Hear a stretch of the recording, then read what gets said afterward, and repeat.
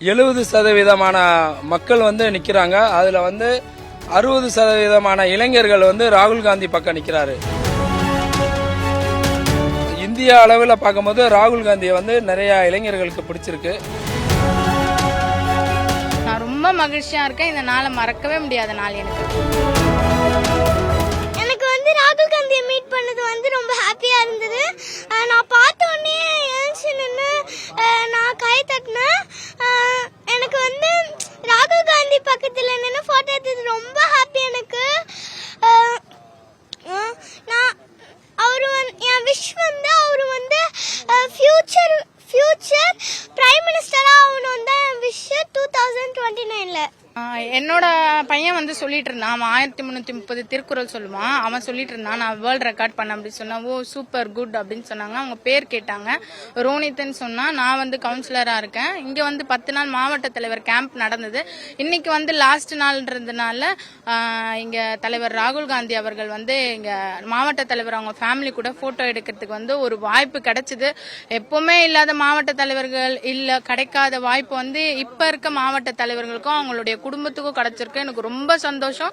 நான் ரொம்ப மகிழ்ச்சியா இருக்கேன். இந்த நாளை மறக்கவே முடியாத நாள் எனக்கு. அதான் ரொம்ப மகிழ்ச்சியா இருக்குது.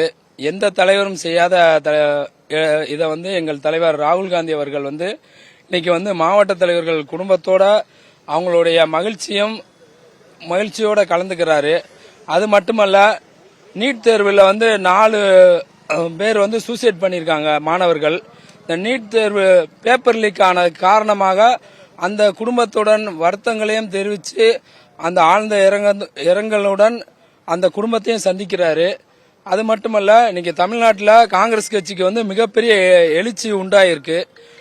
அது தலைவர் மாணிக்கம் தாகூர் அவர்களின் ஒரு முயற்சியால இன்னைக்கு மாவட்ட தலைவர்கள் 10 நாள் பயிற்சி முகாம் வந்து எந்த ஒரு கட்சியும் பயிற்சி கொடுக்காத வகையில் இன்னைக்கு நம்மளுடைய மாவட்ட தலைவருக்கு 10 நாள் பயிற்சி கொடுத்திருக்காங்க.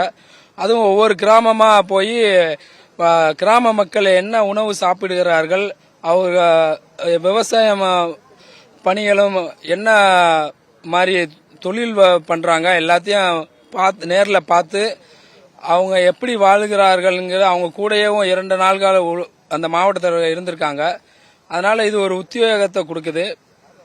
இல்ல 10 நாள் பயிற்சி முகாம் வந்து இங்க வந்து காங்கிரஸ் கட்சியில் உள்ளாட்சியில வந்து பெருமளவில் மாநகராட்சி கவுன்சிலரா இருக்கட்டும், நகராட்சி சேர்மனா இருக்கட்டும், யூனியன் சேர்மன் எல்லாத்திலயும் வந்து ஒரு 30% வந்து இடம் பெறணும் என்ற வகையில் வந்து உள்ள பயிற்சி முகாமில் வந்து ட்ரைனிங் கொடுத்துருக்காங்க.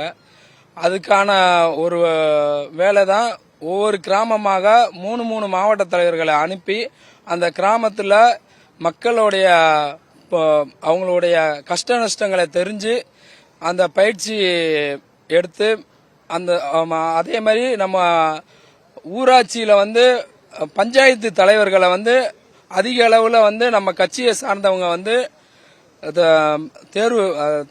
தேர்தலில் நிக்க வைக்கணும், தேர்தலில் வெற்றி பெற வைக்கணுங்கிறதுக்கான பயிற்சி முகாம் தான் இந்த பயிற்சி முகாம்.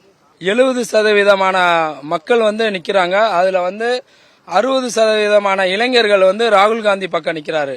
2 பேருக்கு போட்டி. ராகுல் காந்தி பக்கம் யார் நிக்கிறா, மோடி பக்கம் யார் நிக்கிறா.